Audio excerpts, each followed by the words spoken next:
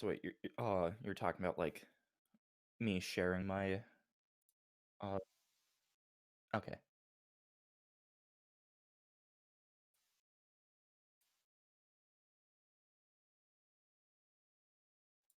Mhm. Oh,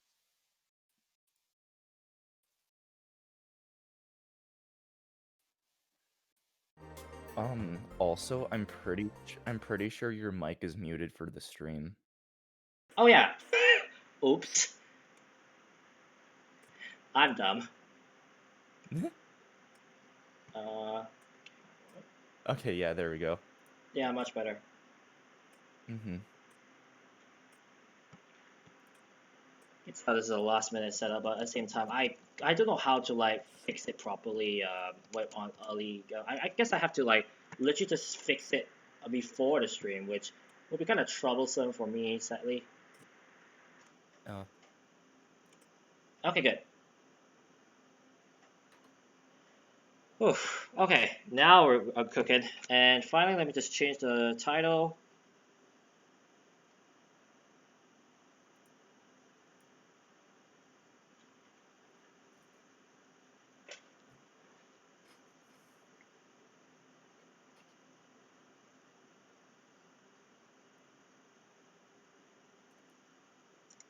Oh my goodness, why is this is why I don't like mobile Twitch sometimes because like changing the title and all that stuff, right, is so troublesome. oh,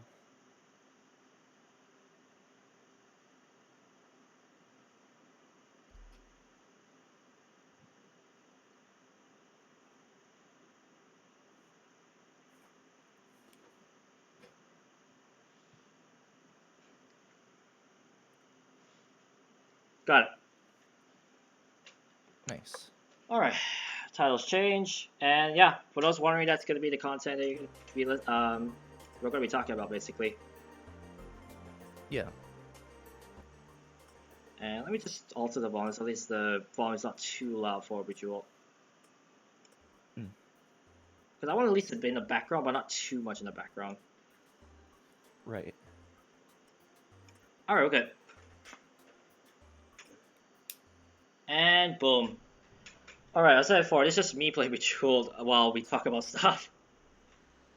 This is gonna Mm-hmm. be interesting. So, first things first, how you doing?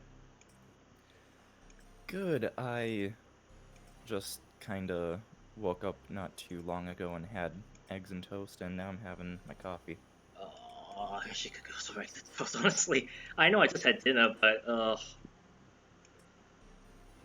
Yeah. I Bre usually bre my breakfast is just like very simple, just bread and just bread and it's a sandwich, peanut butter and jelly, or jam in this case. uh, And honestly, I want to say yearn, but more so I just want like a well, should I call it USA breakfast at this point? Am I allowed to say that? yeah. Yeah, Yeah. but yeah, that's I really just want one because I really like eggs and like scrambled eggs and all that sauce and sausage. Anyways, we're Mm-hmm. going off a topic. Anyways, so as you see from the title, the first thing I actually want to talk about is Origami King because it just came out. Because I know that Giles, you've been playing it quite a bit, right? Yeah, I just recently beat it, and That I'm quick, a what? that quick. Yeah, I mean it was here. I have my Switch turned on. Let's see how long I played it. Played for 35 hours or more. This guy's a So, trooper. Oh my goodness. yeah. Yeah, it's I I en- um I enjoyed my time with it so far, and I'm planning on, you know, going back soon and 100%ing it. Nice. Um yeah, like the game, you know, isn't a traditional Paper Mario game, but with the way that it does certain things, I think it makes it much better than especially Sticker Star. I'm surprised you're not comparing it to Color Splash. I mean, it's like Color Splash was a step in the right direction from Sticker Star, but Origami King is just another good step in the right direction away from what Sticker Star was. Hmm. Okay, that makes sense. Yeah, and also because I haven't played Color Splash. I mean, Uh, well, I sorry, I sorry to know everyone who I know wanted a concrete opinion. No, I'm joking. I'm joking. I'm joking. you're fine.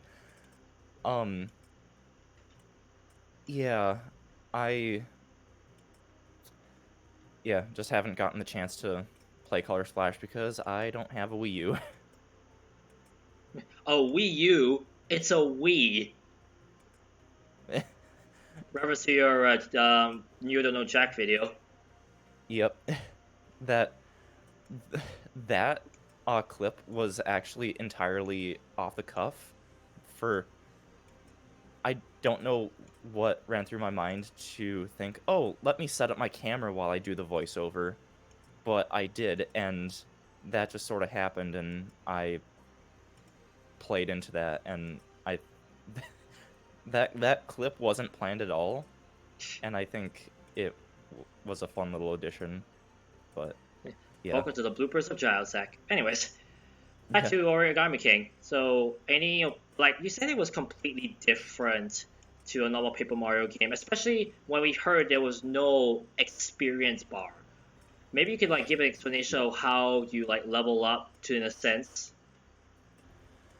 So really, the only sort of quote unquote leveling up in the game is that after beating every major boss, you get your confetti bag, like the capacity for it increased, and also you can get extensions to your health.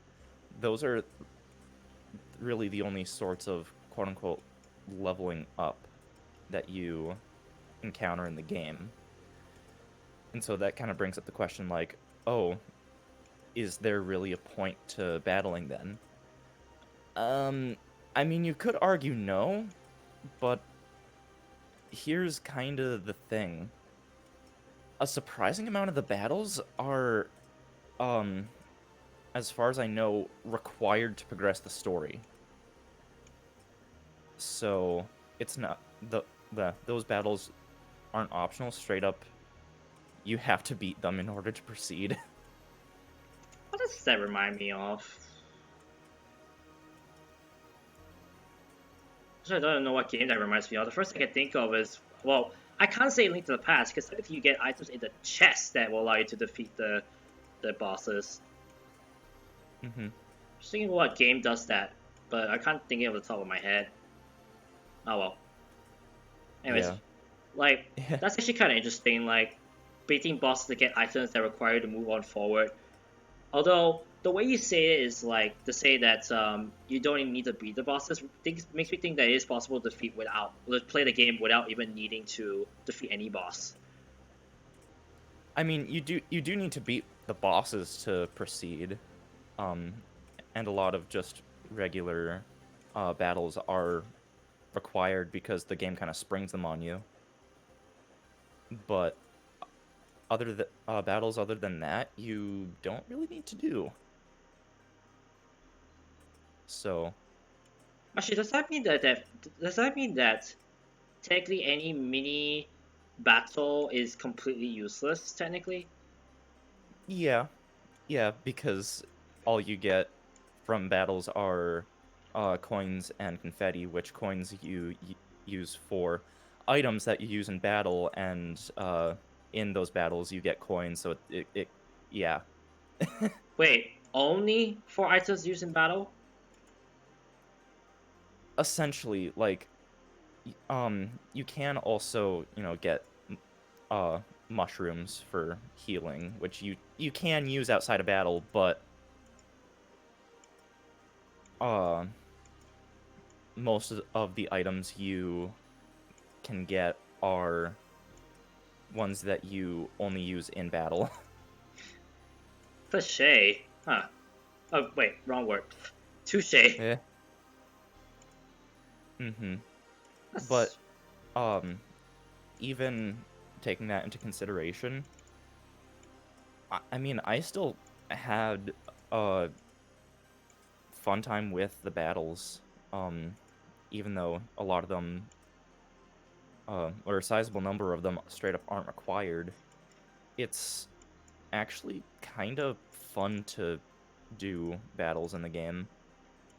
Uh, Largely in part because of the ring-based puzzles, which, oh boy, at first those are hard. Like just trying to wrap your mind around how they work. But there is a training mode you can go to, and with that, I learned some specific strats and stuff for different layouts, and I just seem to suddenly get a lot better at setting things up while the timer's ticking down, because not only do you have a move limit, there's also a timer. Oof. Would you say it's a steep learning curve or is it flat? I see what you did there.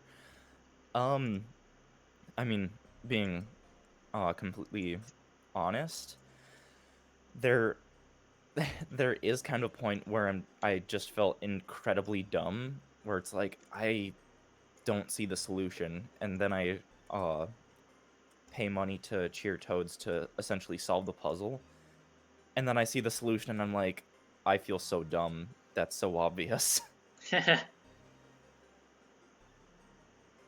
Does happen to you sometimes.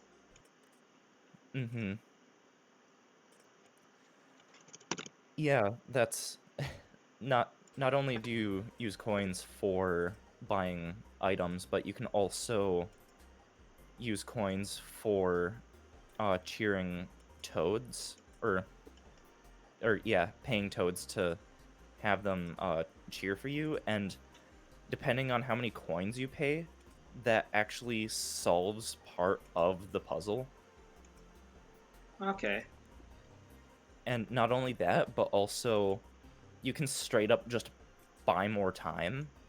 Um, I'm trying to remember the exchange rate. I Wait, want there's to an say, exchange rate in the game? yeah, because it's like a certain amount of coins for a certain amount of time. Ah, I see what you mean. Okay, never mind. Yeah, is it? Oh, shoot. I Sorry, want guys. to say When I hear the word exchange rate, the first thing I can think of is just money, like actual exchange rates. yeah. I'm so dumb. Anyways, continue. I'm pretty sure it's 10 coins for 1 second. Hmm. So, and and the way that you select how much time you get is by how long you hold down the plus button. So, trying to get the exact amount of time you want can be a bit tricky, and oftentimes you may like overshoot it, but no there's no penalty for paying for time like multiple times in a row, other than, paying a lot of money. I see what you mean. Or I guess I shouldn't say paying a lot of money, because I I beat the game with like 60,000 coins still in my pocket. Money is not hard to come by once you get to certain points, because there's two spots in particular where you can just get ludicrous amounts of money. Or I Hmm. guess one of them, it's not ludicrous, but it's like a decent amount. But anyways, there's places to essentially like farm for money. Yeah, he that was like actually told me the other day that when he was explaining about the game that even the amount of money you like 60,000, that's chump change basically. Yeah, especially because again, now that I'm thinking about it, there's another type of item you can buy. They're accessories that you can equip. Basically pieces of pieces of equipment that will aid you out in certain ways, like um straight up increasing your health in battle, or always putting a certain amount of extra time on the clock, things like that. Reminds me a So, bit of like Solitaire Blitz for Facebook, where they give you power ups to use like for every round, like before the round begins, I should say. mm, Hmm. um, wait, sorry, could you say that again? I'm doing the scare scraper right now, so. Oh, well, now you revealed it. Oh yeah. But no, I'm saying that it just reminds me of Solitaire Blitz for Facebook, like a game that I played a lot when it first came out. Because that one game, like they give you power ups that you can buy and before to boost your game, like at least the chance you win. And then you Mm, just use them in the game itself. So that just reminds me of that basically. yeah, yeah. It's I I do like that they brought back um I mean, I feel like they're essentially the badges from the first two games in a sense, but like not quite, but it's still kind of reminiscent of the badge system. Um and also you um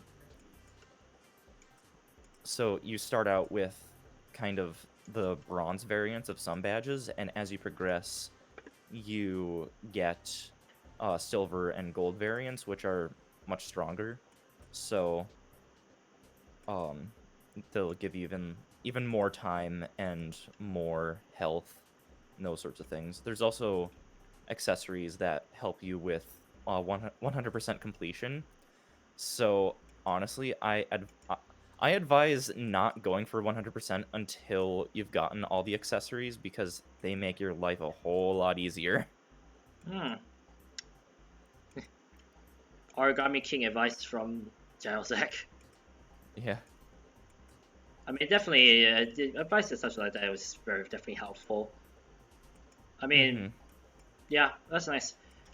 So, I mean, without spoiling, what do you think of the game itself? Like, is it a very good step forward from like origami for Color Splash when you look at other people playing? Yeah. I I honestly do think it is, again, like another good step in the right direction. It's just that I wish Nintendo would just, make a game in the style of the first two. But I'm appreciating where they have been taking modern Paper Mario, because it has been, you know, going more so in that direction of the first two. And especially like without really spoiling anything, the story was actually I was surprised at how engaged I was with the story. Like I was not expecting to enjoy it as much as I did. Hmm, it's actually nice to hear, Sorry. honestly. Uh, yeah, there honestly there were parts that I didn't see coming at all, and they were just really fun to experience. I have multiple things I could talk about, but I'm not going to say them so as to, not spoil things. Hmm. By the way, But to chat, I should also mention it's okay that you can chat along and give your opinions. We can definitely address them by any uh, means. oh yeah, I have chat pulled up on my end, so I can Yeah. do stuff too.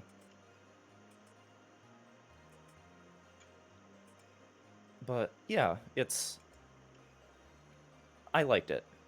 I know a lot of people are still in the mindset of, oh, um it's not Thousand Year Door, not gonna play. Which, I mean, that's fair, but also after experiencing it for myself, honestly, give it a chance. It it's honestly very surprising, and I very much so enjoyed my time with it, and will continue to with with 100% completion. Hmm. I mean, I'll be interested to know, like, if one day, if I'll say in the future streams, right, once you 100% Origami King, maybe we can also bring those opinions to, like, saying, like, was it fine to 100% with items? Do you feel so it will be, like, tough to 100% the game without the items, maybe? Well, we can probably Oh, discuss that in the future. I mean, even though I haven't completely 100%ed it, they're straight up, straight up, it would take much longer for me to complete it because the accessories that help you out, and also there are other items that are essentially proximity trackers, kind of like Item um Finder from Pokemon. yeah, or like the shrine detector from Breath of the Wild almost. Oh, yeah. Um Honestly, those have detected collectibles that I otherwise wouldn't have known were there. So, they're I mean, 100% completion I feel is kind of based around the fact that you will have these items. So, it's like why not use them? Especially because the specific tracker items are straight up, they don't cost anything. Except they have a battery on them that you have to recharge with like 500 coins, but again, that's not a lot. Yep. Consider how much money you can get in that game after what you discussed with me. Yeah, yeah. One thing that I will say is that with these more modern Paper Marios, there are some and this one is no different, that there are like some tropes that are still being used. Um that like it kind of makes things a bit predictable. But I mean, they're at this point they're still enjoyable tropes, but I feel that in order to still keep things fresh and new, they should kind of deviate from those a bit. I mean, there's one in particular that I mean, I don't think is too much of a spoiler because it's it's been a thing in Sticker Star and Color Splash. But if if you'd rather me not talk about it, that's fine. I mean, when you say tropes, you're talking about the companions, right? I'm just talking about reoccurring things that happen from Oh, that. entry to entry. Yeah. I mean, you could say it honestly. I feel like because like they were in previous games, like what you said. Okay. So there's a part of the game where you do a game show. Shy Guys Finish Last Ah, the is one you the showed me. name of Yeah. yeah. Um, like the trope of having to go through a game show was it started well, it's been a thing with modern Paper Mario, starting with Sticker Star with Sniff It or Whiff It, Ah. which is the best name for anything. Yep. That's actually um pretty clever. Now that you say that to me. yeah, I'm not sure if I'm actually not sure if Color Splash had a specific game show segment. I know the Rochambeau um arena kind of felt like a game show, but there might be an actual game show that I'm not thinking about. Anyone in But chat that can tell us, that'll be nice. yeah, I would fact check, but you can't pause in the scare scraper. Nope. But yeah, it's oh shoot, I didn't mean to open up that door, and that's gonna run down my clock because I have 35 seconds left. Dang Eh. it. Uh, that's whatever. Um, but yeah, so the first initial run through Shy Guys finished last isn't too bad. Oh, that was only 20 seconds? That's not bad. Sorry. Come on, didn't give me time. Okay, sorry. Uh, can I find a thing? I mean, Probably continuing with not. his conversation, it's like Yeah, I don't whatever. know. It's like considering the fact that they're repeating different troops, they're trying to give that same feel, but I feel like the fact they're giving similar tropes to modern Paper Mario games might be a curse in disguise, because you know how people didn't really like Sticker Star, so having similar troops to that game can really bring, I guess you could say, PTSD. Yeah. I mean, that's what my feel is. I wouldn't say everyone will get affected, but that's just what I feel about um, recurring troops from possibly bad games. I mean, I know Hmm. some people who are very irky about the fact that City Escape. Wait, wrong. Uh, Crisis City from um, Sonic 06 came back for Sonic Generations.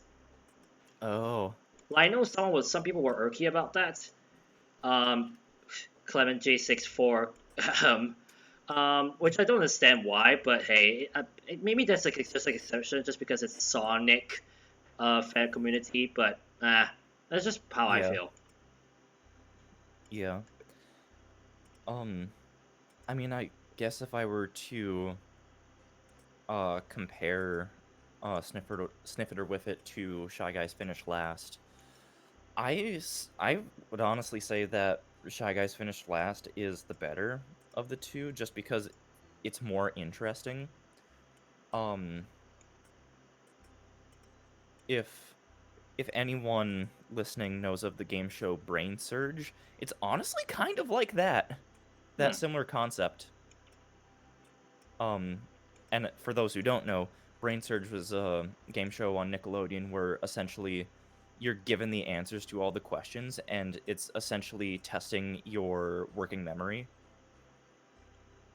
So the tagline for the show was "You don't have to know anything to win," which is the best tagline for any game Oh show. my goodness. Because honestly, it's not wrong because you are given the answers to every question. You just have to remember them. Hmm. Um, and so it uses that mixed in with like there are times where you have to remember an answer in your head. I'm talking about Shy Guys finished last here.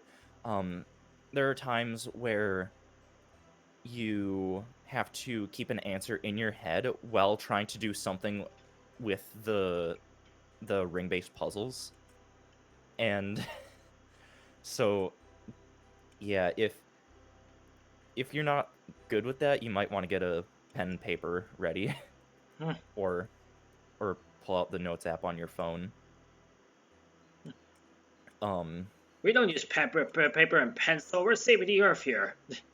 yeah. Uh I'm trying to think. Yeah, there's one type of puzzle in particular where you have to keep track of how many like Goombas are end up in a hot spring, and they a certain number go in, a certain number go out, and so you have to keep track of that number. But in order to give your answer, you have to spin the wheels in order to make a bit a basic addition or subtraction equation What? that equates to the right answer. I know What? it's Okay. The more I hear about it, the more ridiculous it sounds. yes, it's ridiculous and I love it. um so that's why I say you might, if you're not good with keeping track of that sort of thing, you might want to get some sort of writing implement, whether it be physical or digital, ready. Hmm. So I guess general And consensus is a good game, but definitely you wish they could have done something similar to classic Paper Mario instead of modern Paper Mario. Yeah, Hmm, yeah. But I mean, I still like the game a lot. nice. Well, at least you So, like it, so at least people like can be encouraged to play it. As for mhm. I honestly am not planning to play it until I possibly play the other Paper Mario games. Then I'll probably play it. I'll probably will skip Color Splash. Sorry, Sticker Stars. I'm so sorry. Good. Please do. Don't waste your time with it. It is perfectly understandable if you don't want to play it. I 100%ed Sticker Star out of pure curiosity as to how bad it was. It's bad. Oh boy. Anyways, and for those wondering, we're about to freak out. No, even though I have two hypercubes together, which technically are color blobs, me switching those two together do not clear the whole board. It's not Bejeweled 3. I'm so sorry. Anyways, back to the discussion. With that out of the way, I guess we can move on to the next topic, right? Sure. Yeah, next Yeah. one is talk about Wii U to Switch, and the reason I say that is the fact that recently we had Pikmin 3 Deluxe being announced for Nintendo Switch, which features not only Pikmin 3, the game itself, but also extra stuff.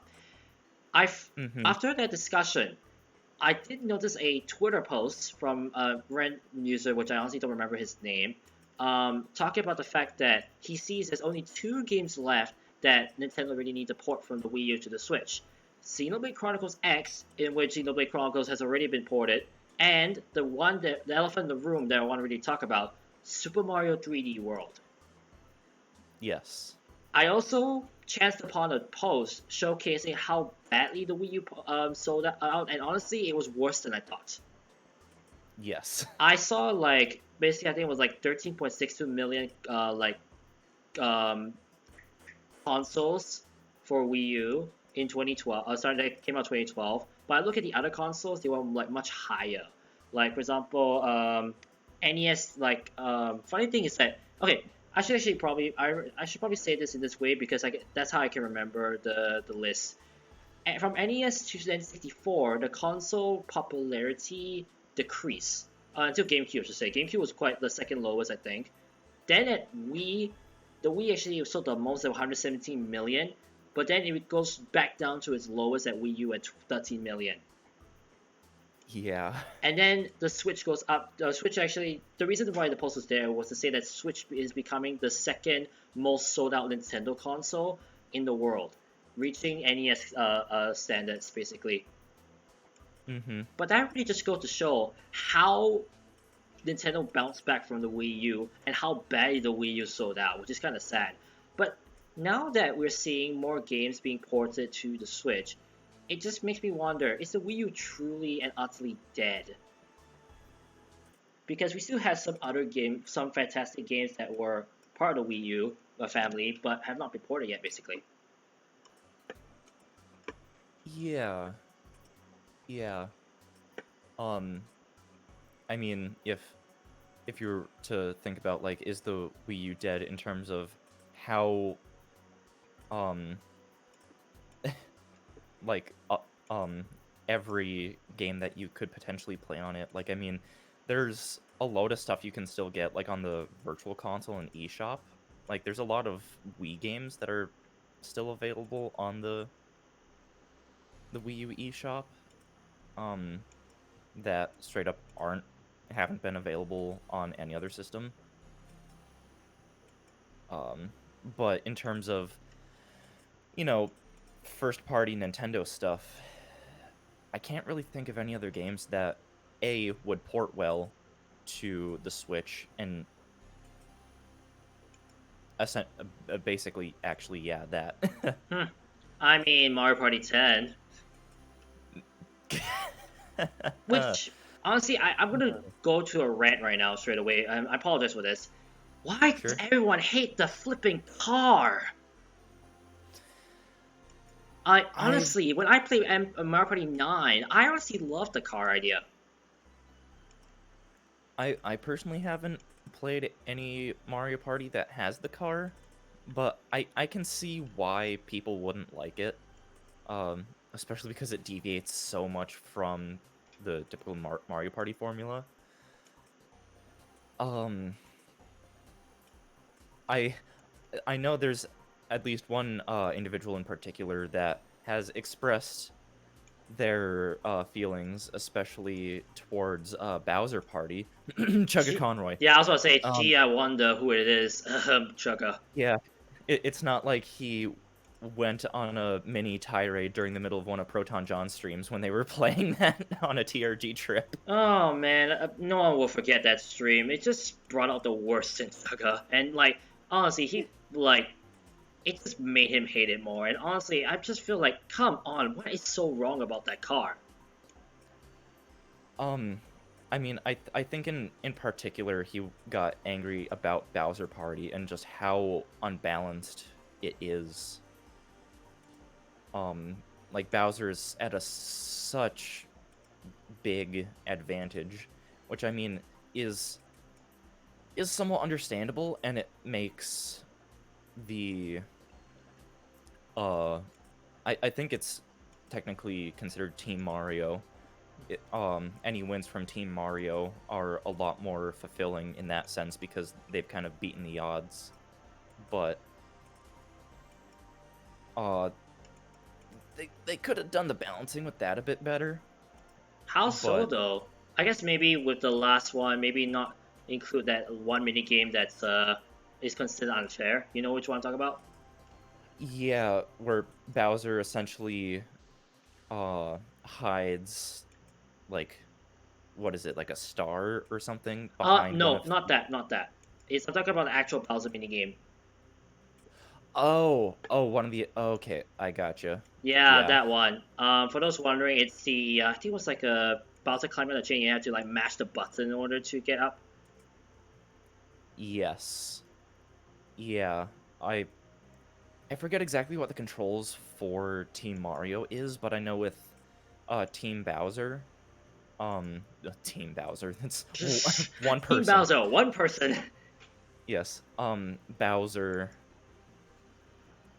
their controls is they alternate hitting ZL or ZR 5 times in a row, like da da da da da, go to the other one, da da da da da, like that. But if you keep doing that and you're really quick with it, you just absolutely decimate Team Mario.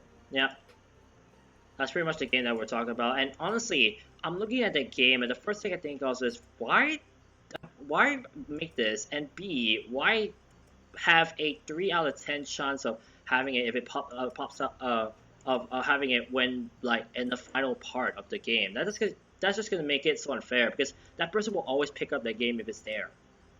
Oh yeah, yeah, and especially if Team Mario is low on health, that's essentially an insta game over.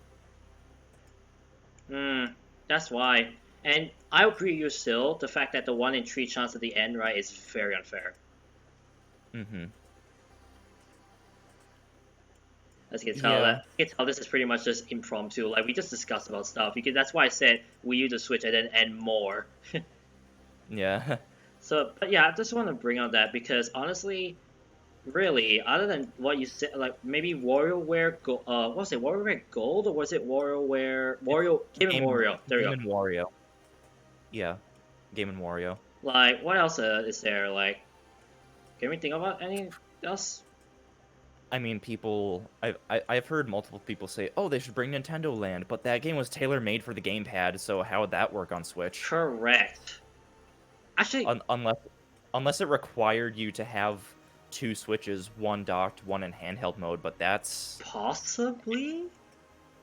that I just think that's too high of a barrier of entry. Yeah, that's like that Even would if you like. got even if you got the Switch Lite as the undocked one, still that's a $200 investment you'd have to get for one game. So, And we know how bad a certain launch game was. Want to switch. yeah. Well, I'm honestly Yeah. sad at that so very badly. I guess you could say it got eclipsed by Breath of the Wild, but at the same time, they really do a really good job, honestly, with 1-2 Switch. They could have done something much better. Yeah, it could have been such a better game, but also it could have been bundled in with the system. Correct. I don't know why they didn't do that. Yeah. it's such a great showcase of what all the Joy-Con can do that it's it it felt so short-sighted of them to just be like, yeah, $50 release. Yeah, not good. Honestly, very not good. Yeah, I've thought about getting it as a joke, but I'm like, no, I'd rather spend my $50 on something more worth my time. Let alone $80 for me. Yeah. As you can tell, like let's say for what I was wondering, my prices over on my country are a lot higher than USA's. That's why, honestly, when he says $40, I say $80. Yeah. It's not that I have a much larger curve, which is why I make Twitch for a living. Not joking. Not trying to bargain, but just saying that it just kind of stinks that the money is just a big pain when it comes to buying games over here. Yeah. Yeah. Yeah. Yeah, but let's say for it. This is, I guess Nintendo really is just trying to forget everything that happened with the Wii U, and it's just sad. Like, to think that the Wii U died faster than the 3DS. Yes. That in itself is already a statement to how badly it sold, which is so sad. Yeah, the 3DS released around the tail end of the Wii's life, lived all the way through the Wii U's life, and essentially died. Once Nintendo Switch Lite came out. Yeah, I mean there were still like a handful of games that still came out on 3DS, but I think honestly I think the 3DS kind of died when the Bowser's Inside Story remake came out. Even though that remake was great, in my opinion, the game sold horribly, and it's kind of what kicked Nintendo in the pants. It's like, oh, people don't want to play 3DS games anymore because the Switch is a thing. Did it sell bad? Like, now that you say It that, is, I'm kind of curious about the numbers. it is one of if not the worst selling Mario game of all time. Really? The way you say that? Oof. Yes. Hang on. Yeah. I don't Bowser's remember the exact numbers, but you can look it up. Inside. I'm still looking up right now while we discuss about this. Yeah. It honestly, even though um I thought the exact opposite when the game came out, it should have come to Switch. Uh, uh because first of all, the 3DS could already play Bowser's Inside Story because of backwards compatibility. Second of all, uh because the Superstar Saga remake came to 3DS, that uh meant that means that now you can play every Mario and Luigi game on one system. So if they would have retooled some certain parts, like in terms of the game's controls, because a fair amount of the game's controls relied on the system's touchscreen and microphone, which, I mean, they took out everything relating to the microphone in the remake already. But they still could have retooled the other controls to work better with the Switch. And honestly, it could have sold like gangbusters if brought to the Switch, even if it was like HD, like pixel art style almost. hmm. Um,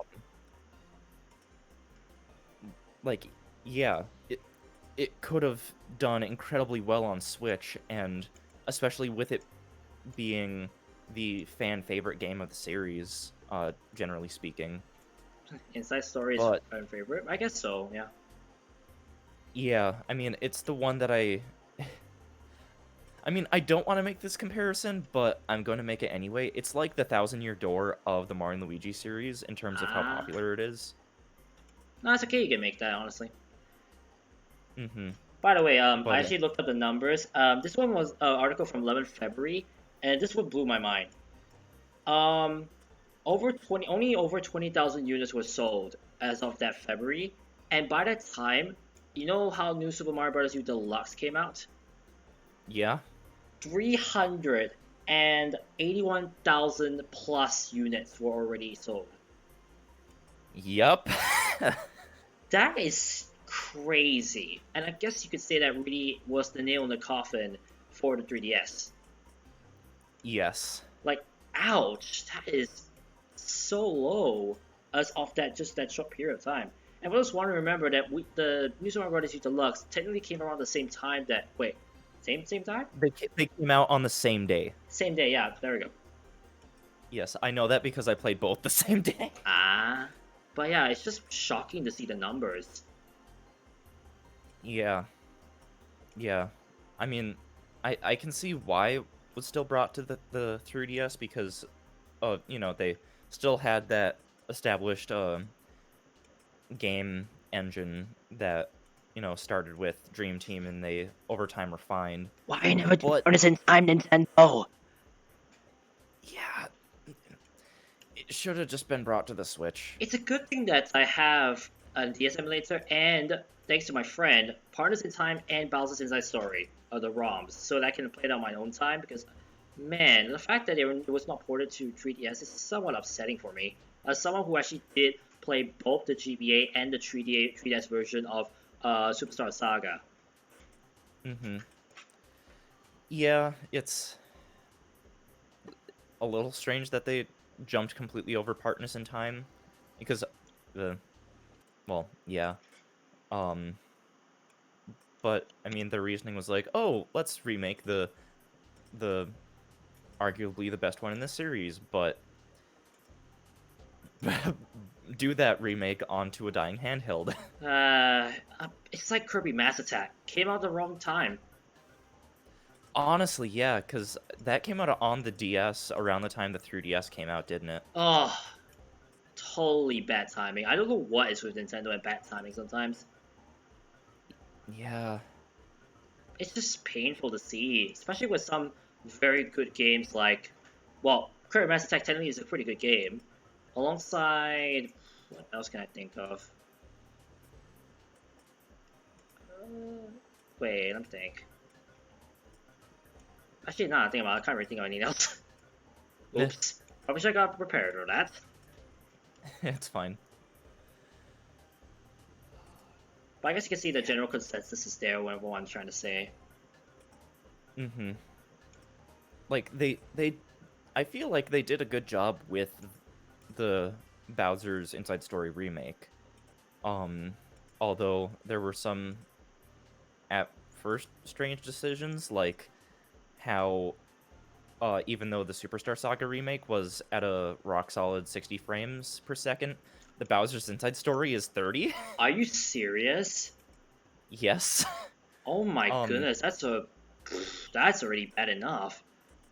Especially when the original Bowser's Inside Story was at 60. That's um already bad enough. Maybe that's why it didn't sell well. Like expecting Maybe. better quality, got even worse quality. Yeah.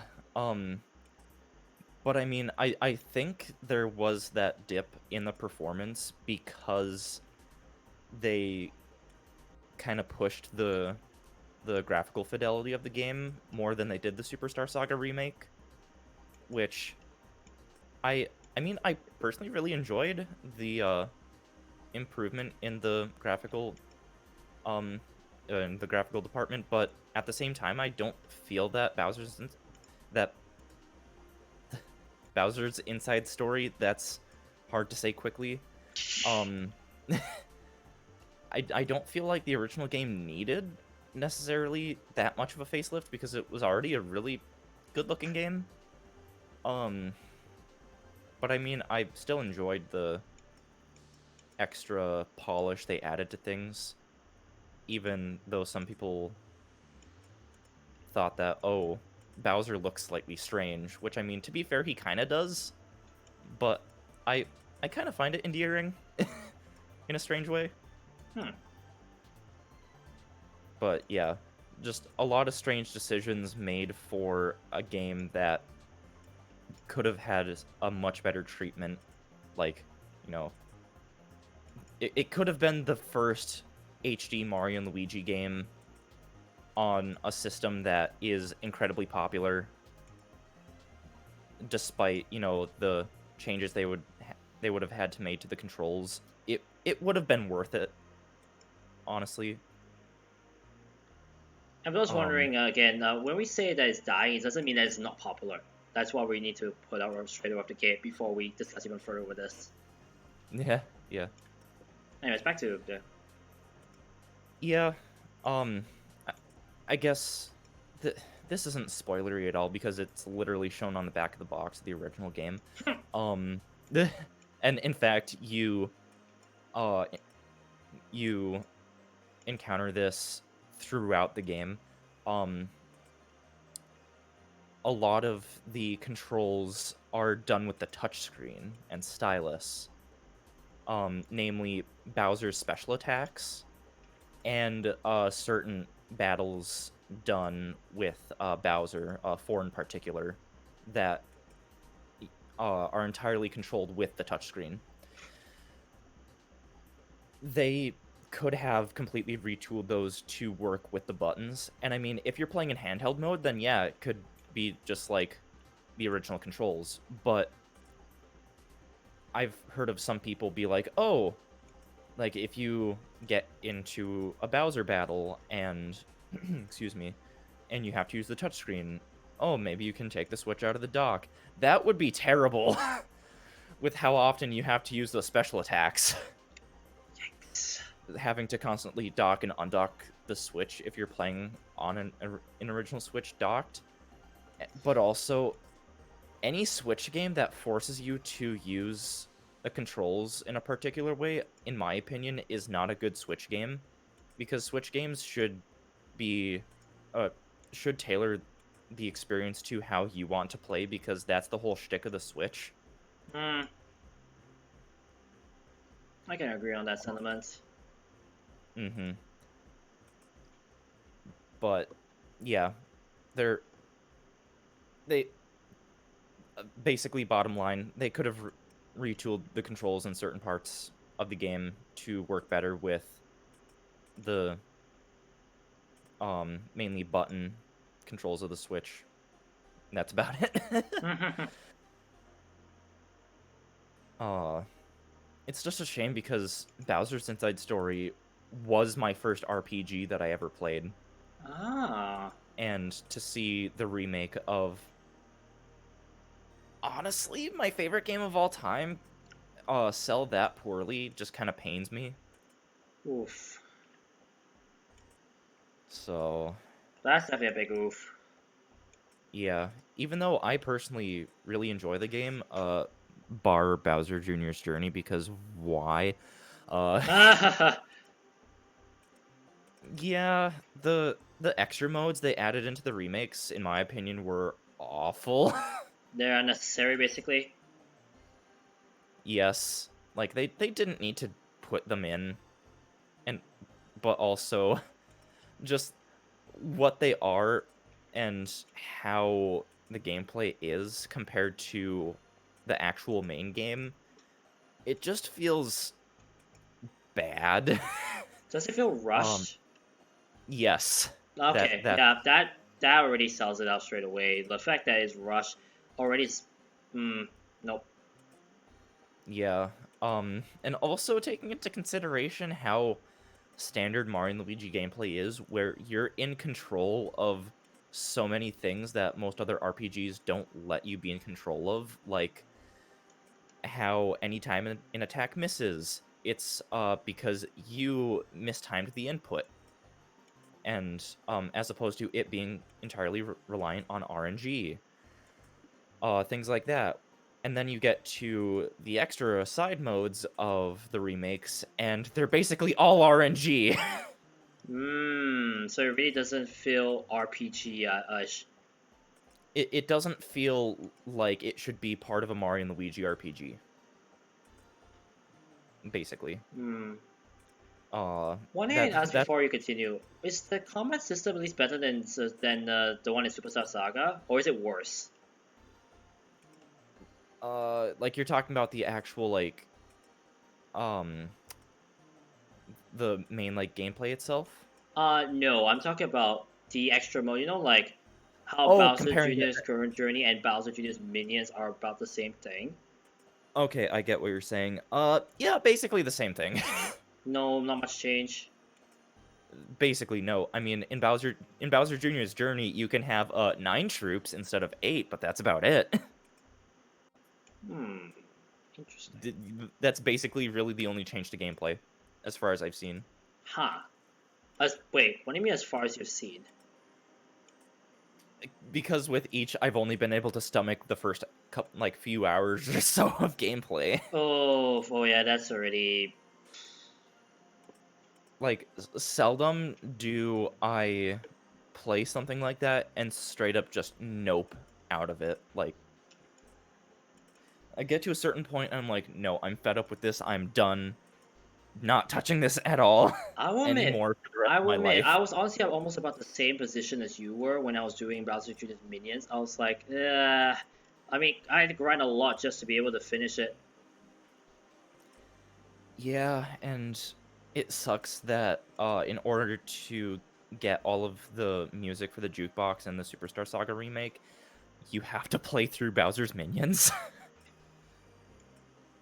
Uh, it's I I honestly don't count the extra modes as having any bearing on completing the main games of the remakes because they're that bad. Like, okay, if it was more like an actual Mario and Luigi RPG where you could do like more timed button inputs and you had more control over things, I think it'd actually be an enjoyable mode. But no, most of the time you're just watching. Like, I kid you not, most of the gameplay is watching and occasionally pressing A. I can agree on that. Even though I haven't played it, Bowser Jr.'s Minions was about the same thing. Yep. Yep. Uh, I even though I didn't like Bowser's Minions, I gave Bowser Jr.'s Journey a chance, but I shouldn't have because it was just the same old crap. That already sells it. Oh boy, it's just sad to hear, honestly. Yeah, it's just those extra modes were not necessary. I mean, I get that they wanted to give additional context to certain parts of the story of the main games, but they could have done it in a better way. Yep, like agreed. I don't know, maybe add things to the actual main game kind of like what they're doing with Pikmin 3 Deluxe where it's like the same uh how can I word this? The same style of like the main game, but just adding extra context to the story if that explanation makes any sort of sense. Like not having it be a completely separate mode, but I guess yeah. No, I understand where you're coming from. It's definitely a shame.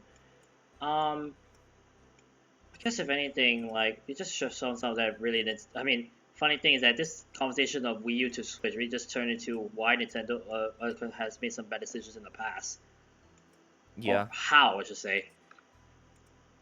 Yep. Yeah. I mean, the Wii U had a lot of great games, but those games either got ported or got sequels on Switch. Yeah, it's a shame. Like Rayman Yeah, Legends got ported to Switch, I think. Correct, right? I'm pretty sure. I mean, once I'm done with this floor, I can load up the eShop and search it. Again, you can tell that we were playing games while we're playing. Hey, Sir Light, welcome to the stream. You're watching our podcast. Yes, hello, welcome. As we Play games talk. and talk. The best thing you Yes. can do Mm-hmm. because we are multitaskers here. Anyways, back to the conversation. But yeah, that's pretty much our general consensus. It's just a shame that we're seeing the Wii U pretty much die even further. Just get pretty much it was already burned into the ground, and more ports of from Wii U to Switch are just adding more dirt into the hole. Yeah. It's just so Yeah. sad to know that that's really happening.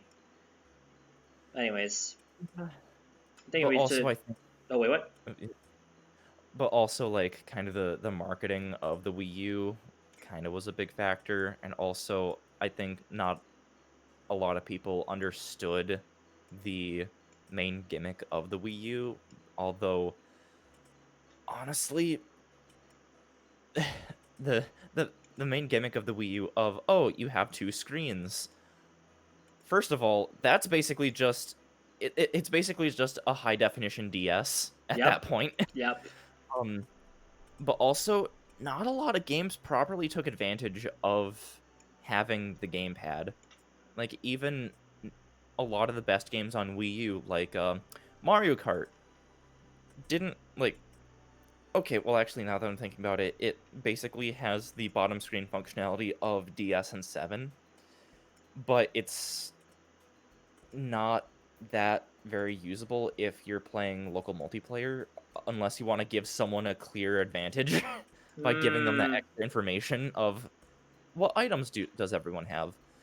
But also, Smash Brothers. Yeah, I was about to actually say that because the first thing I thought of was, huh, well, that reminds me of how they use the gamepad as a damage counter. Really not that helpful, sadly. Yeah, because, the damage displays were, also on the TV. Yep. Yeah. Like, okay, the version of Smash on 3DS, I feel like had to put the percentages on the bottom screen out of necessity so as to not clutter the top screen. I guess so, honestly. You could say that. Because imagine having the percentages on the top screen, that would just make things way too cluttered. Sad thing about us discussing about that is just that just continues the idea of how the Wii U was basically just a high definition DS. Yep. Oh, that's so sad. Because technically, if you think about it, the 3DS screen, when it comes to playing Smash, has the gameplay on the top screen and the damage on the bottom screen. Wii U, gameplay on the main screen, damage counter on the gamepad. Yeah, yeah. Well, if you set up the gamepad to have the Yeah, percentage in basically. there. Because really, you can play Smash Wii U without needing the gamepad at all, unless you're wanting to do stuff with Amiibo. I know Trevor Conrad also made a slight rant about that, how like there's like you have so many buttons and functions. You even have a microwave over there. Why are you not using it? Yeah, And no, not really actually a microwave. We're just saying like he's just saying like an appliance or something, random appliance. yeah. There's just so many like things they added into the gamepad. Basically, is what he's trying to get at. And it was so underused to add on that. Yeah, like other than like Wii Party U and Game and Wario, and I guess Nintendo Land to a certain extent. Yeah, What other games use the camera on the gamepad? There's your answer. yeah, yeah. I mean, unless someone in the chat can tell us. Yeah, like we're talking about first party stuff. Yeah, Specifically. that's yeah. That pretty much just says it. It's just so sad. Yeah, Oh well. not even Nintendo themselves could figure out how to use the functionality of the gamepad in more games. When the best-selling games don't even use the gamepad, usage, that's already bad enough that your gamepad was useless. Yeah, really, it just feels like, um, other than games like Nintendo Land and Game and Wario that were tailor-made for the gamepad, functionality just kind of felt shoehorned in. Hmm. Agreed. Now, for emulating DS games, now that's cool. But the Yeah. Not really as helpful or slash like nice to have. yeah, now being able to play games off the TV, that that was essentially uh the beta version of the Switch. You just had to, be close enough to the console for it to work. Yep. And certain people's houses had thick enough walls that kind of jammed up the signal, so they couldn't really play that far away from the console. Hmm. But now with the Switch basically just being a tablet, it works a lot better. You can even play in your toilet. Yes. And I mean, I, that's just I'm just taking that from Trigger Conroy again, because I believe he was like talking about like how the gamepad like he was able to play even inside the toilet or something like that. Yeah, and I mean, I basically made that same point slash joke in my video of like my first several months with the Switch is like at the end I'm like I don't really want to get any games that aren't on the Switch because I can take them anywhere. And jump cut to me literally playing the Switch on the toilet. Nice. Yeah. Oh man, the quirkiness of it all. hmm Like a lot of people think that's dumb, but I've I've personally done that more times than I would care to admit. Because, you think about a lot of people who, are on their phones on the toilet. It's the same thing. Yeah. Oh man, I'm just getting giggled out of all this also. I don't know why. Yeah. Ah boy. But yeah, I guess that's really just a general consensus. I wish hmm Nintendo did made better decisions almost everywhere. Yeah, but I mean, now Nintendo is doing a lot, or making a lot better decisions. Although you know, of course, Nintendo's gotta be Nintendo, and there's still some things about the Switch that not everyone likes. Which I mean, I don't have to mention anything in specific. People can probably, come up with those in their heads. Hmm. Like, how Nintendo Switch Online could be better, how Joy-Con could be a lot more reliable, but yeah. Hmm. Just so many things. So many things to Yeah, complain like about. Nintendo the Switch in a lot of regards is not just the system, but a lot of its games are a step in the right direction, but there's still problems. Like not just with the system, but also games like, talking about it earlier, Origami King, Super Mario Party, as well. Like, even though that game it's basically just the original, uh, like Mario Parties, excuse me, up until Mario Party 9 or before Mario Party 9. But Super Mario Party still kind of feels light on content.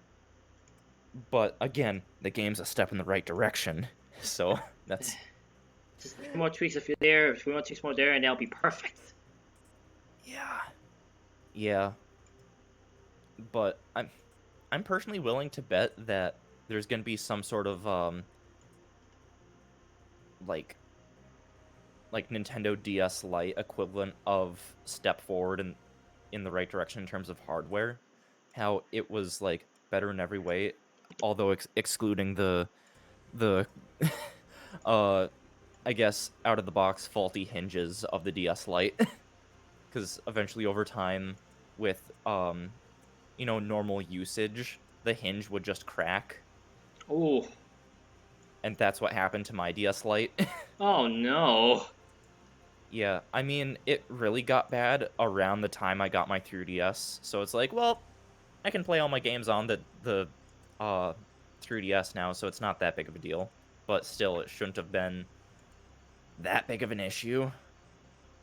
Um, yeah, I was never particularly um hard on my DS Lite, anyways.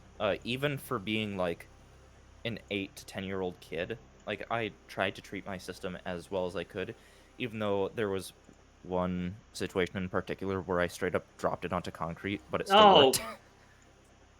great. Yeah. Yeah, I mean, from that, the only damage I saw was just some cosmetic like scuffing on the part that hit the concrete, but it still worked fine. Yikes. Um, Sorry, I feel like I've done most of the talking.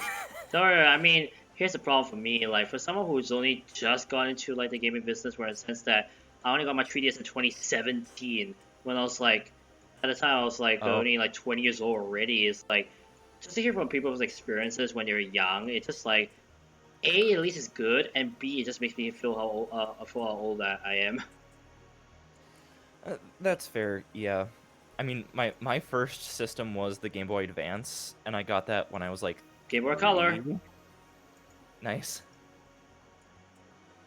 Nice. But yeah, this is just nice to hear from other people. Which is also, as I said, for those wondering, I do have to plan to have other guests in this kind of podcast because I want to at least get their experiences also from other stuff. Of course, we're going to be discussing about different things, but still.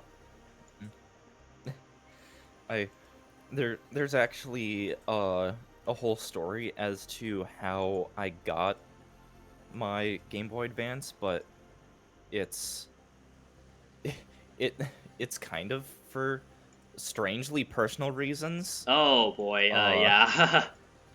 I mean, it's like nothing bad, but uh I mean, I don't have to go into like extreme specifics, but essentially I had to I had to get surgery when I was that young, and I think um when I got done with this surgery, um I or was it then? This is all from like other people telling me about it because I was 3 and I don't remember it at all. Hmm. Um I think at one point I was like kicking and screaming, like not wanting to um what part was it? Like getting like the anesthesia or whatever, Oh.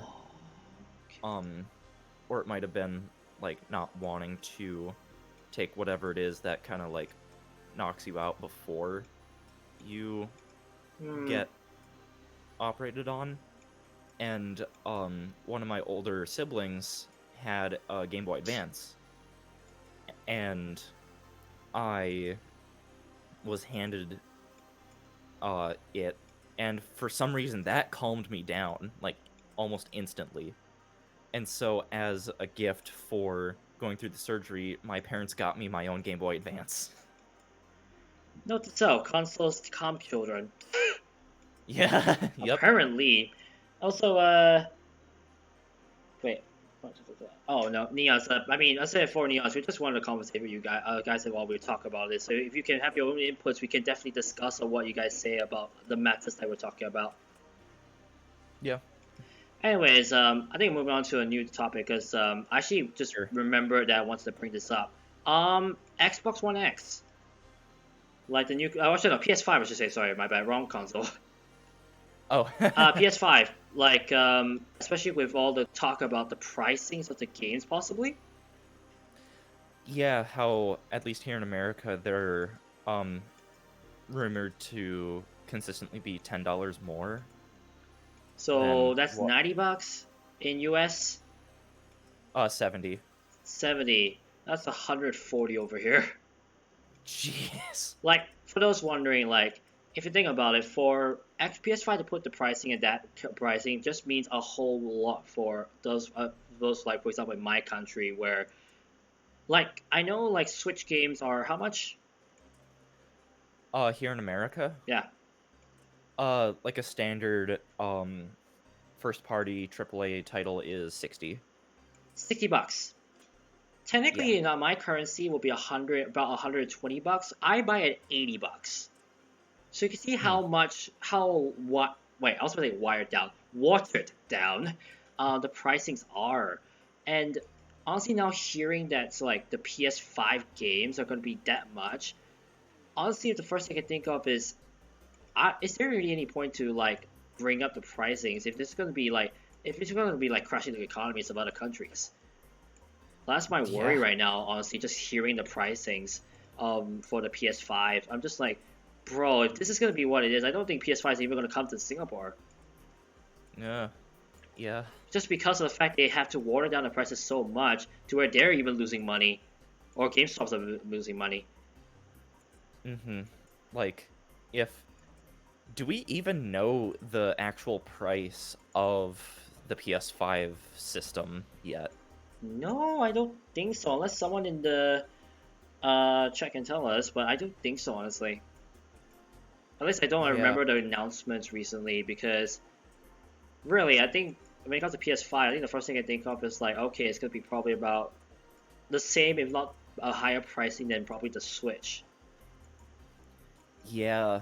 Um, wonder if it's going to be as much, if not more, as the PS3 here at PS3 at launch here in the States. Oh boy, that's gonna be terrible. Yeah, at that point, like if my choice was the PS5 or a gaming PC, I would choose a gaming PC. Indeed.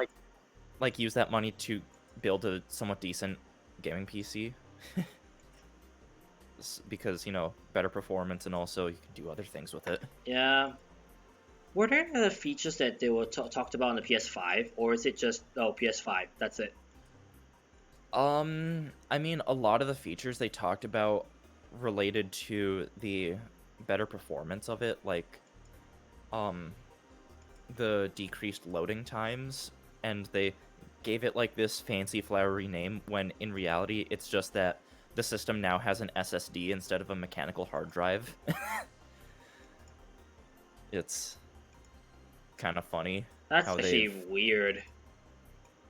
yeah, I mean, it's with it being I mean, I guess with it being that better storage medium, and I guess if you think about it in terms of like Apple computers, how every like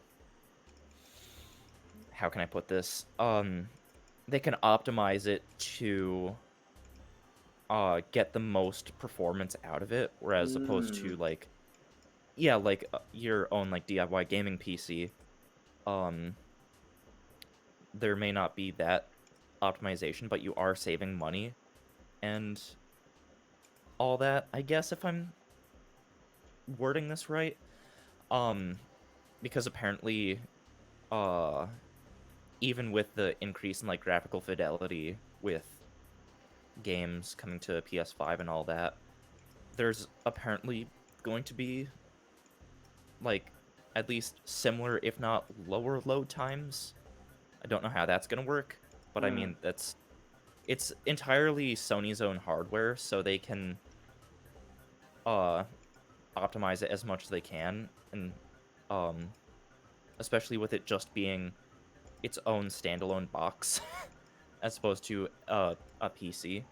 That that does come with its own advantages like that, but just the way that they've been wording some things is interesting, but also they haven't talked about the price, which is kind of concerning. Yep. Maybe they're trying their best to lower down the price or like water it down as much as possible, so at least it's affordable to an extent. Yeah. I mean, remember they have the Switch to compare to. Like, I think really the challenge from I was supposed to say Microsoft, Sony. Um, the challenge they already have right now is that they need to find a price that at least can compare towards the Switch, but at the same time, it's not going to be like overpriced to where sorry, how to say this? At least it can still be they can still increase their sales basically. Like honestly, I think Nintendo really brought out a huge a bar that almost can't be reached in terms of not only the console but also the pricing. Yeah. And I feel like it's Yeah. gonna be so challenging for Microsoft, Sony, and any other console developer to even try and compare to that. I mean, that's maybe Yeah. just me, but honestly, that's really much. I think Nintendo just basically just said checkmate.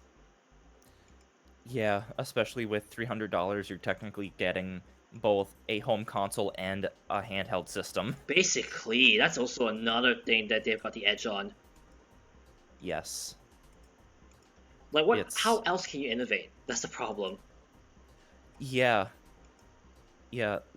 Like I've been thinking here and there, it's like, okay, when Nintendo's next system comes out, like, okay, are they just going to keep iterating on the Switch concept? I feel like that's kind of what they have to do. Agreed. But how do you do Yeah. it? That's the question. And even then, it brings pretty much just like a snowball effect where I can just imagine all of a sudden now Nintendo realizes that the Switch is selling out so good that they don't even need to make any more consoles. Maybe. Possibly, I like, but I I'm think that worry of that is the fact that possibly another console could just sneak in and also just steal the glory. I don't know because people maybe get very tired about the Switch. Yeah, I mean, at this point, I honestly really just take it for granted that yeah, I can play Katamari Damacy on the toilet. What's yeah, it's like a lot of the system's features. I, at least personally, I take them for granted now. Hmm. So, I mean, one thing that they can improve on is just making it easier to bring the higher budget like third party titles to the system without making as many compromises. Um Essentially making the system itself more powerful, but then that kind of brings into question like, oh, that's probably going to be like worse battery life and all of that. Hmm. Um but really other than that and like the givens of oh, better Joy-Con, what other improvements really can you do? As I said, very few innovations that we can do make laugh. It's like so as I said before, checkmate. Yeah. Like I know Yeah. I hate to repeat the word, but really it's honestly this kind of scenario for Nintendo against other consoles. I think really the Mm, one thing that's stopping them possibly is just creativity of games. yeah. Cause you know how Game Freak got so much flack over last year just because and all the hatred and all of a sudden when a game comes out it really is as bad as it looks. Mhm. Well, honestly, it looks actually not very because the game looks amazing. But honestly, in terms of gameplay, I can definitely say people will definitely hate Sword and Shield for some reasons. It's just kind of sad, and it's just kind of also sad also to see the negativity on that. I'm pretty sure everyone has been discussing about that. I won't get into it too much detail, but Mhm. just because of that, all of a sudden we're just seeing like like the how's it the demand being so high that people are just worried about scratching their heads on how to heat the head. Yeah. So it's just a bummer, honestly, just to see that kind of hatred for no reason, basically, in my opinion. Yeah. Yeah. Uh, I mean, the hate. I don't really mean to just come to that small rant, but really, it's just yeah. I'm also a little bit worked up by the fact that there was so much hatred at the time. Mhm. Um yeah. Yeah. It's sad. It really is just sad. Yeah. But also like even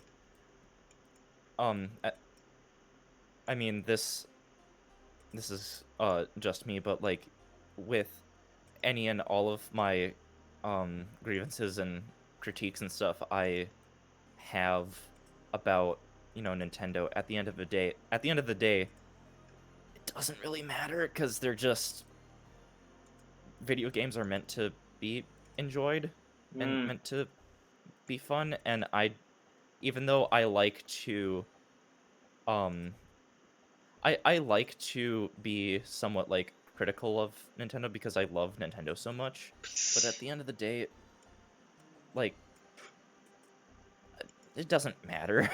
mm. I mean, honestly, I think we just have to be thankful, honestly, with the fact that Nintendo exists. As what he said, it Yeah, really is just the idea of honestly sometimes just taking it for granted and not realizing that wait, this is a company that really just is almost like most of our childhoods. yeah, And for us to yeah, take it for but granted is almost like what's the word I'm thinking of mhm, right now? Blasphemy. There we go. It's just yeah, blasphemy. We just like take it for granted that they have been such a strong force in the gaming like world. that and also video games in terms of like other media are super new, but also has somehow have become the most popular and most lucrative media industry within that time. Mm. Which maybe brings up an interesting point. They have lots of leverage on their exclusive titles like Mario, Zelda, etc. Mm-hmm. That's actually kind of true, because they always just keep it to themselves. While, for example, like Sega, at least Sonic Hedgehog games have been on different consoles. So like they went to Sony, they went to Microsoft, they went to Nintendo to publish their games sometimes. Mm-hmm.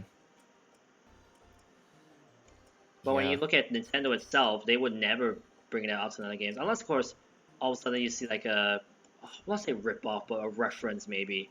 That's pretty much the closest you'll see to any Mario character, every Nintendo character, um, in having a representation in another game in a console other than what Nintendo made. Yeah. Yeah. I yeah. We're never gonna see the day that uh there's an official uh appearance of like Mario on the PS5 or on a PlayStation system or Xbox. That's never gonna happen. Uh, Uh, unless things really don't go Nintendo's way and they pull a Sega and just do third party or become a third party.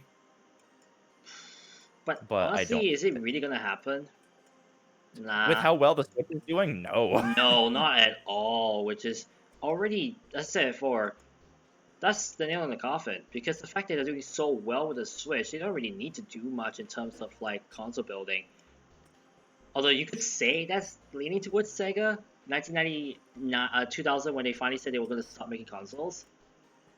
Hmm. But we're getting off topic on that sense, honestly, because really it's not really as similar. I'm just saying it's a bit of a similar move. Hmm. But yeah, that's pretty Yeah. much the stance. Hmm. I guess kind of sort of similar or related to this is when the Pikmin 3 Deluxe announcement was shadow dropped on Switch, there were a lot of people who were like, "Oh, like where's the next direct?" But like, okay, first of all, there's a global pandemic going on. So that coupled with how secretive Nintendo likes to be with keeping things under wraps, like Nintendo's had to put extra layers of security on uh their uh with their developers like working from home. Hmm. So that's kind of put a damper on things. But also just how many people I see who feel like they know better than a multi-billion. Are they a multi-billion or multi-trillion dollar company? Oh, One of the two. They're they are very successful, and so seeing like random people online thinking that they know better than a extremely successful company, it's kind of like, okay, you try to run a company that scale. yeah. I mean, I don't know, cause like the first thing that I can think of when you say that is like the fact that it just lets people keep anticipating stuff. It's like you just try they're just trying to like make people want more basically. Mm, I mean that may be just me, but I'm just saying that possibly that's why they have been keeping quite secretive. yeah, yeah, that and also, I mean, with with everything that's going on, it's and with um them having to work from home, it's uh probably definitely put a damper on their productivity, which is understandable because this it's kind of affecting everyone. Hmm. I think people really just need to be patient. Honestly, I think that quality is really what we need to have right now because we just have to wait. Like Yeah. they are secretive. That's what we already know. But the fact that people are trying Yeah. to rush them in this kind of pandemic, you think about it, that's just asking way too much. And it's Yeah, just and like it that's just like people wanting the national Pokemon Sword Shield all over again. yeah. yeah, um, yeah. It just kind of makes like those people feel entitled. Yeah, there we go. That's actually the word I was thinking of. Entitled. Mm-hmm. And also, bring up I guess a quote from a Nintendo trailer from the Game Awards 2019. The Nintendo Switch already has games, like hundreds of games. There's some game you can go back through and that's already been released on Switch and play that. It's not like the Basically, Switch yeah. doesn't have games. It almost has too many games. Also I said that I was gonna look up if there was Rayman Legends on the eShop and I forgot to do that. Whoops. Oops. um That's fine. It's fine. It was just a minor thing, but yeah. yeah, like I have probably like close to 50 games on my eShop wish list that I don't think I'm ever really gonna get to because I'm already playing so many other games and also Six I games just over here have on my wish list.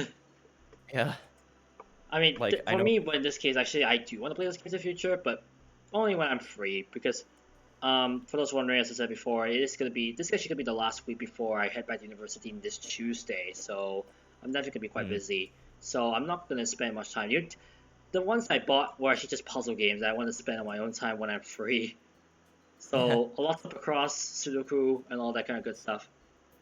hmm yeah, like it feels like people wanting a director are just wanting to only play new games and not go back to games that are already out because oh it's not what everyone else is playing. And I think that's a bad mindset. Yeah, I can agree on that.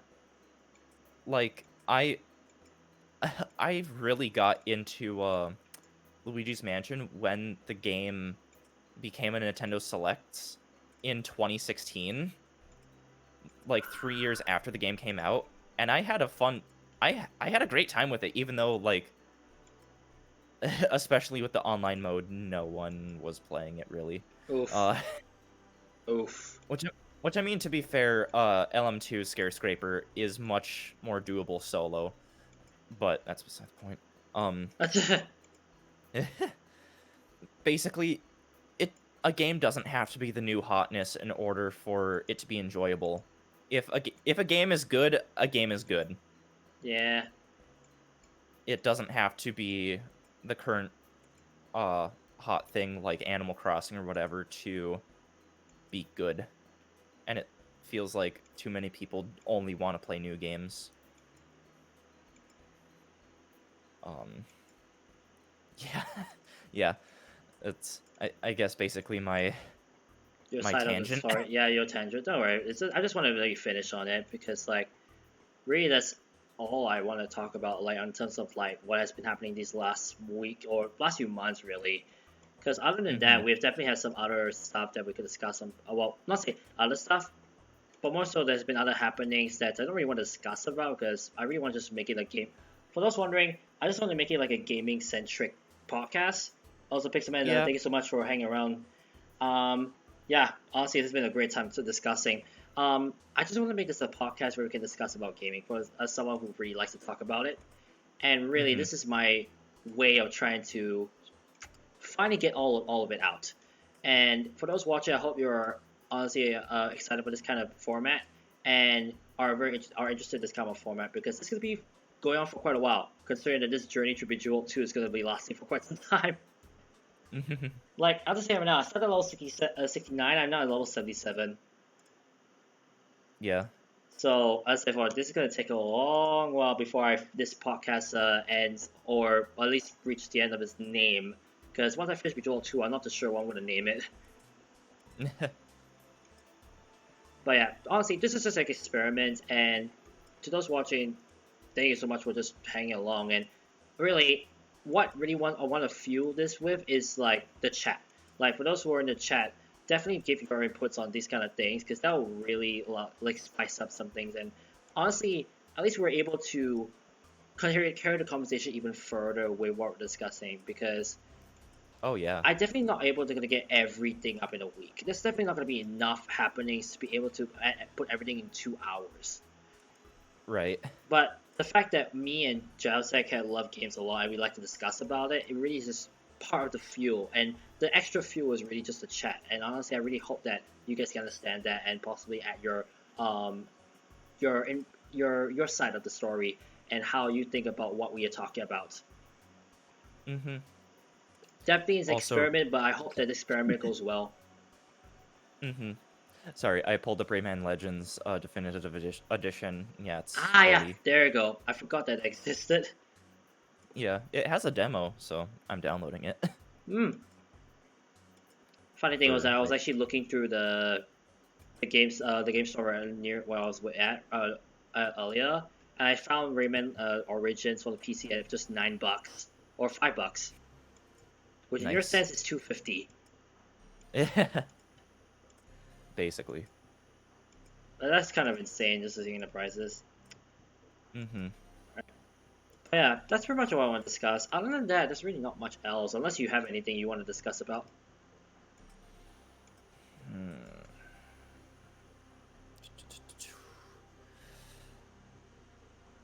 Let's see. I mean,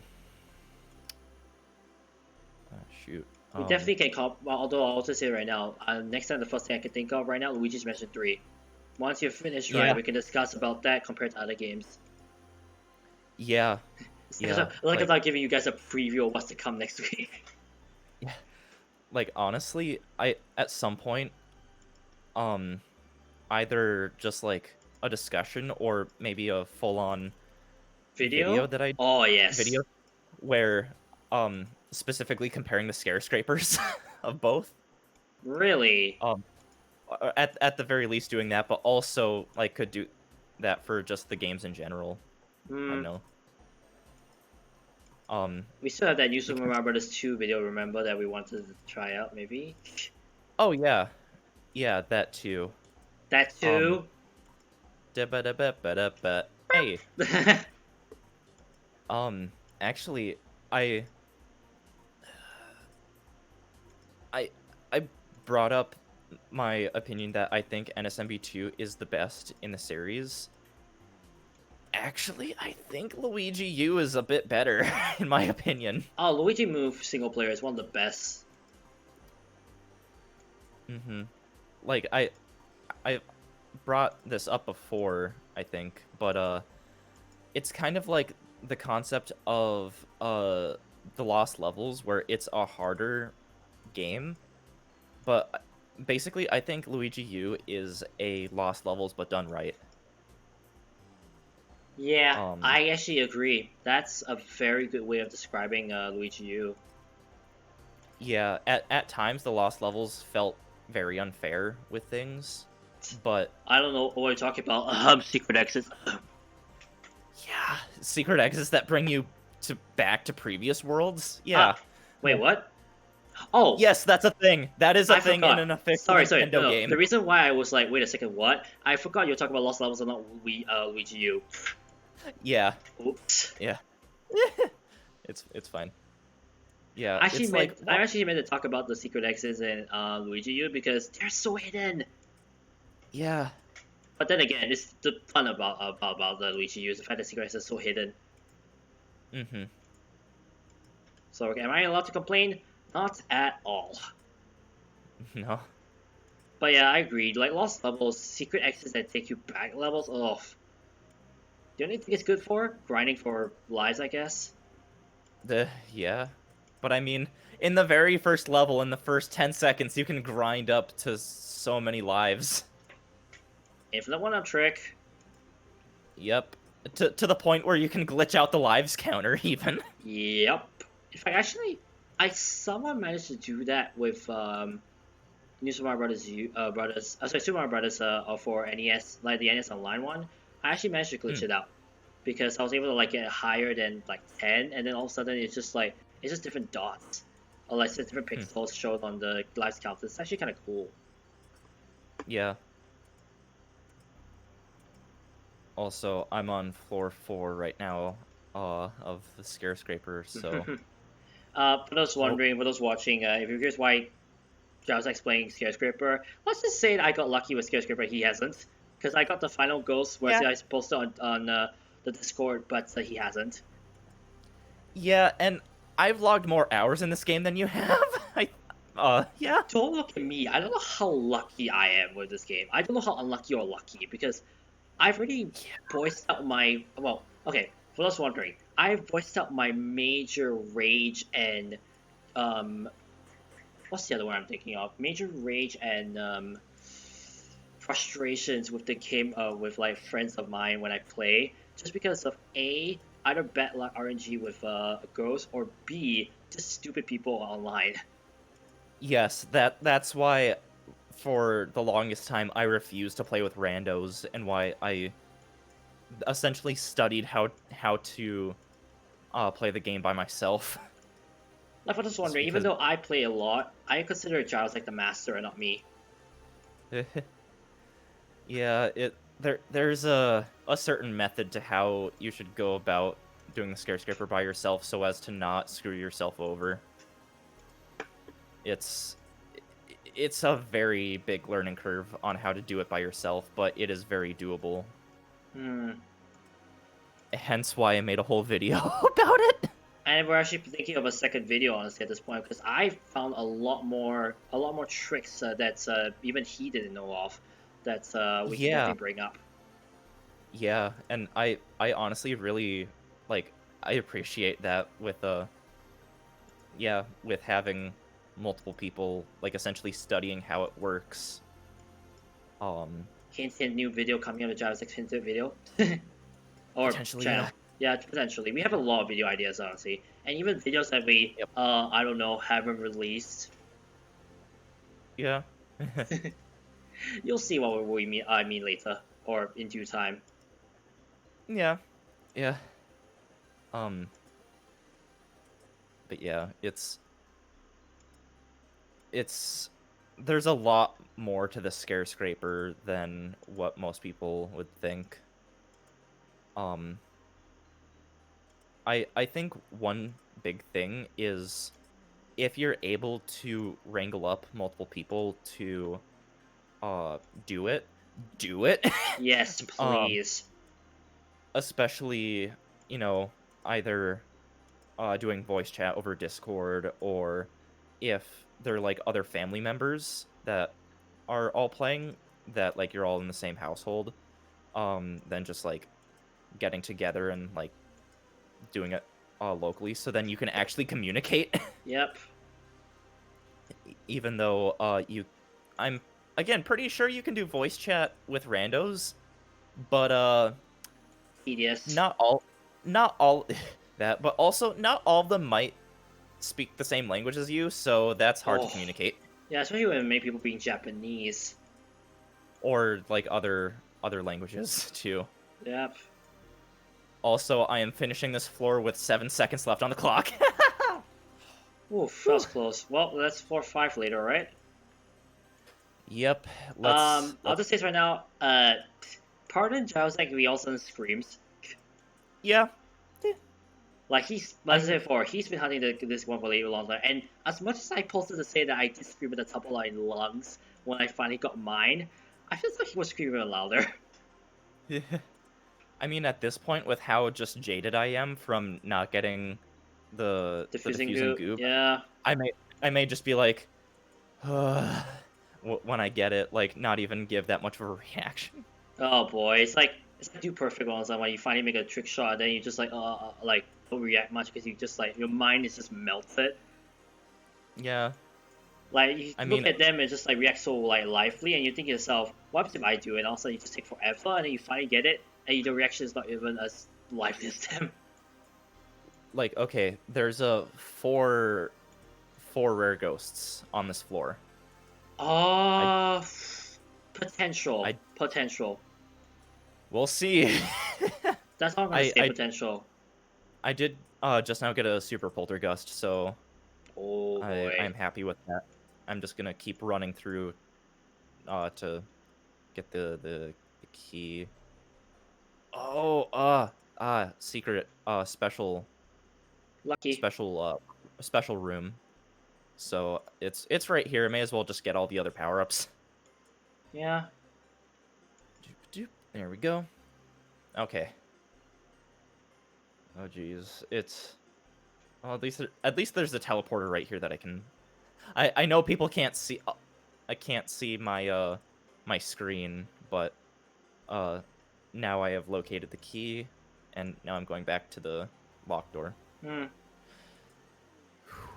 That's By the way, yeah. also I'd like to mention the music you're hearing is actually the Bejeweled 2 music that I've just been playing over and over and over. It's just the gameplay music, but I do plan to have a playlist with different music just so that we it's tough to stat. It might be small at first, but I hope to add more music to that. I have to also make sure that at least none of them is like will cause muted audio, because I'm planning to save these as well. And survey says no to fusing goob. Ah, rip. What was it? uh, the the hammers that have bombs. Okay, that I one. I I don't know their actual names, but Anyways, for those who are in chat, I said I mean, for those in the chat, exclamation mark DC if you want to join the Discord, and I don't mind if you want to give me some feedback on this kind of podcast and what you want to see, and possibly give us topics to discuss. I really want this to be at least for you guys to tell us what we should discuss on, so that Mhm. anything gaming like, by the way, not anything Yeah, otherwise. We're not going to set that. So right. that at least we can fuel this podcast and see what else we can talk about. And who knows, we might discuss on something that we didn't even think of that is definitely be very interesting. Not just Yeah, not just console prizes, not just like different games that can come out, but really just some other stuff that you can want to bring up to the table. yeah. And really, the fact that we S- can carry a conversation is only just half of the battle. The other part of the battle is just the content that we were going to talk about. Excuse me. Yeah, yeah. Sorry, I think my microphone has been a bit closer to my face than what I've normally had it, so it's probably been picking up more of my like Reading? yeah. Yeah. Oh, that's probably gonna be what I do for the rest of the day is just keep going through the skyscraper, hoping I get the diffusing goob. And for me, that's it for today, honestly. My arm is tired. Oh man, that was like 9 levels done in just 2 hours. And the sad thing is that it's going to be exponentially lesser in due time once I get even further Mm, into the levels. Ugh. Oh, I hope this is not the end of my sanity. yeah. So with that, ladies and gentlemen, that is actually going to be it for this stream, extended stream, because I did the ALTTP rando, which honestly went very well. Did Tetris, and then afterwards we did the Bejeweled podcast. I'd like to just give you the announcement, a few announcements before I leave. Firstly, is the fact that the first emote for my channel is coming very soon. Thanks and shout out to my good buddy Utopi, who actually has made the emote, and honestly, I looked at it and it looks fantastic, and I'm very excited to bring it out to you guys. So that's pretty much going to be the emote they can get when you subscribe to my channel. Secondly, streams will be kept to a minimum. I'm planning to stream only on Saturdays, but longer periods, where in the sense that I stream for like a longer piece of frame of time, so that you guys get more of my content. And finally, expect the Final Fantasy One, Plants vs Zombies, and Pokemon Insurgence Let's Plays to be uploaded on the on my YouTube channel. Link, sorry, as you can see right below me. As soon as I get my logo done. Oh, and Zach, Mhm. mind if I like put you off a little bit? Uh, sure. You have been fired from logo creation. Okay. I mean, uh, technically, I could say that. honestly, I was having such like artist block and like not really being able to come up with like how I wanted to design it, and so I didn't want to just slap out something I wasn't proud of myself. Yeah. So, So for those wondering, the graphics designer and like all of this will be now Utopi. I said for he's a good buddy of mine, and we've hung out over quite a while over the past few years. So therefore, I'm actually asking him to help me with graphics design and all of that stuff. So expect a few changes progressively over the next few weeks, whether it be it emotes, whether it be it possibly design of the channel, whether it be the banner on top, my logo, or all the information on this channel. But with that said and done, that is it for me. Next week, I said for next year will be next Saturday. I haven't actually got the schedule ready yet, which is why you're just seeing the screen right now. I'm not showing the schedule yet. But I'll just say this right now is that expect a stream every Saturday from here on out, unless stated, because I will not be doing any competitions relating to classic Tetris. Although, actually, now that I say that, I will be still participating in Game Shark challenges. So if I do surprise streams, expect that to be announced on my announcements tab on the Discord. So once again, if you're not part of Discord, !DC in the chat to join it to get notified of the latest of when I stream. With that, Jasek, thank you so much for being a part of this this podcast. I mean, I am part of the Discord, but yeah, True. yeah.